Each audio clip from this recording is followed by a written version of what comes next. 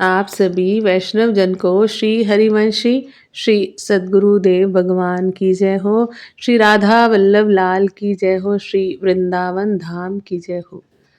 श्रीमद् भागवत कथा राजा परीक्षित ने श्री शुकदेव जी से क्या वार्ता की, आज हम गुरु कृपा से उस पर कथन और श्रवण कर, मनन और चिंतन करके अपने हृदय में, अपने आचरण में गुरु कृपा से इन सूत्रों को उतारने का प्रयास करेंगे। श्रीमद् भागवत कथा। राजा परीक्षित ने श्री शुकदेव जी से पूछा, भगवान, वृत्तासुर तो रजोगुण तमोगुण से भरा पापी था, फिर भी उसे भगवान श्री कृष्ण में ऐसी अनन्य भक्ति कैसे हुई, जबकि देवता और ऋषि भी उस प्रेम भक्ति से वंचित रह जाते हैं। इस संसार में कुछ ही लोग मुक्ति की इच्छा करते हैं और करोड़ों में कोई एक ही पूर्णतया भगवान के शरणागत होता है। फिर वह पापी वृत्तासुर युद्ध के समय इतनी दृढ़ भक्ति कैसे कर सका? प्रभु, ये हमारे लिए बहुत आश्चर्य और जिज्ञासा का विषय है। श्री शुकदेव जी बोले, परीक्षित, सावधानी से सुनो। ये इतिहास मैंने पिता व्यास जी, नारद जी और महर्षि देवल जी से विधि पूर्वक सुना है। प्राचीन काल में शूरसेन देश में महाराज चित्रकेतु चक्रवर्ती सम्राट थे। उनके राज्य में पृथ्वी अपने आप अन्न रस देती थी। उनके 1 करोड़ रानियां थी, फिर किसी से भी संतान नहीं हुई।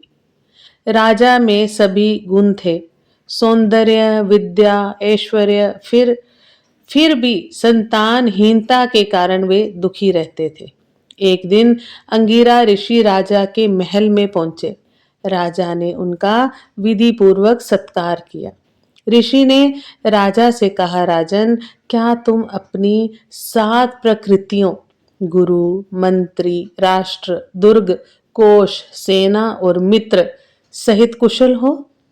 जैसे जीव आवरणों से घिरा होता है, वैसे ही राजा इनसे घिरा होता है। जिसका मन वश में होता है वही सच्चा राजा होता है। परंतु मैं देख रहा हूं कि तुम भीतर से अशांत हो, कोई इच्छा अधूरी है। ऋषि सब जानकर भी पूछते रहे। तब चित्रकेतु ने विनय से संतान की इच्छा प्रकट की। चित्रकेतु ने कहा, भगवान, आप तो योगियों में श्रेष्ठ हैं, भीतर बाहर सब जानने वाले हैं। मुझे स्वराज्य, ऐश्वर्य सब कुछ मिला है, पर संतान ना होने से मन अशांत है। जैसे भूख को अन्न के सिवा कुछ नहीं सुहाता, वैसे ही मुझे ये सब व्यर्थ लगता है। मेरे पितृ भी पिंडदान ना मिलने से दुखी हैं। कृपा करके मुझे संतान देकर लोक परलोक के दुखों से उभारिए।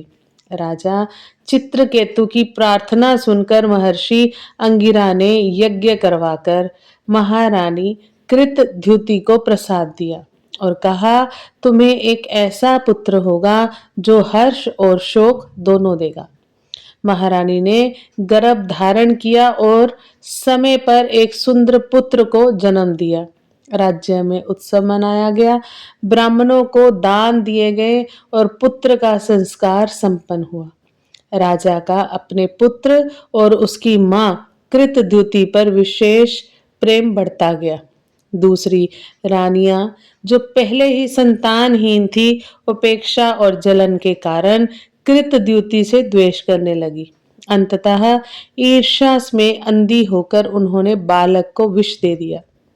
महारानी कृतद्युति जब शयन गृह पहुंची तो देखा कि उनका पुत्र मृत पड़ा है। वह शोक में मूर्छित होकर गिर पड़ी। उनके वस्त्र और केश अस्त व्यस्त हो गए। उनका रुदन सुनकर सभी रानियां और सेवक वहां पहुंचे। दूसरी रानियां, जिन्होंने बालक को विष दिया था, ढोंग से रोने लगी। जब राजा को ये समाचार मिला तो वे अत्यंत शोक से मूर्छित होकर बालक के पास गिर पड़े। रानी विलाप करती हुई कहने लगी, हे विधाता, तू कैसा अन्यायी है जो बच्चों को छीन लेता है। तूने मुझे अनाथ कर दिया। बेटा उठो, देखो तुम्हारे पिताजी कितने रो रहे हैं। तुम्हारे बिना हम घोर दुख में हैं। उनसे आंसू से काजल बहकर गले तक आ गया। उनके आंसू से काजल बहकर गले तक आ गया। फूलों से सजे केश बिखर गए। वह विलाप करती रही, लल्ला अब तो उठो, कुछ खा लो। तुम्हारी तोतली बोली और मुस्कान अब कभी नहीं दिखेगी क्या? शोक में डूबे चित्रकेतु को महर्षि अंगिरा एवं नारद जी द्वारा समझाना, शोक में डूबे हुए राजा भी फूट फूट कर रोने लगे। पूरा नगर शोक में डूब गया। उसी समय महर्षि अंगिरा और देवर्षि नारद वहां अव्यक्त पहुंचे और उन्हें सुंदर सुंदर युक्तियों से समझाने लगे कि तुम इतना शोक क्यों कर रहे हो। वह बालक इस जन्म और पहले के जन्मों में तुम्हारा कौन था, उसके तुम कौन थे, और अगले जन्मों में भी वो तुम्हारा क्या, उसका तुम्हारे साथ संबंध रहेगा। राजन, जैसे पानी की धारा में रेत के कण कभी जुड़ते हैं कभी बिछड़ जाते हैं, वैसे ही इस संसार में जीवों का आपसी मिलन और वियोग होता रहता है। जैसे कुछ बीजों से नए बीज पैदा होते हैं और फिर समय आने पर नष्ट हो जाते हैं, उसी प्रकार इस संसार में भगवतीय माया से प्रेरित होकर जीव जन्म लेते हैं और मर जाते हैं।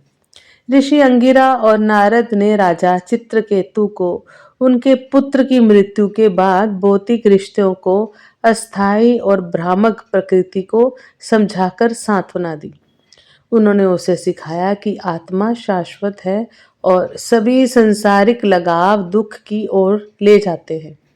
ऋषियों ने समझाया कि पिता और पुत्र के बीच का संबंध तथ्यात्मक नहीं है, बल्कि भौतिक संसार की मायावी ऊर्जा की एक व्यवस्था है जो केवल अस्थायी समय के लिए विद्यमान है। महान संत अंगिरा और नारद ने समझाया कि पिता और पुत्र के बीच का संबंध तथ्यात्मक नहीं है, ये महज मायावी ऊर्जा का प्रतिनिधित्व